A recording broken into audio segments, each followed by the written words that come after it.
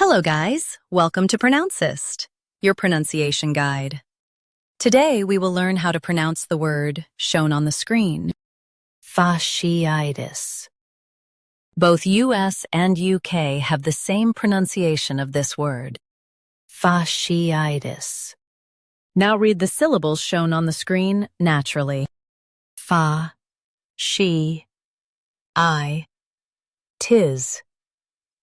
Fasciitis. Emphasize I and soften tis. Fa, she, I, tis. Fasciitis. Emphasize I and soften tis. Fa, she, I, tis. Fasciitis.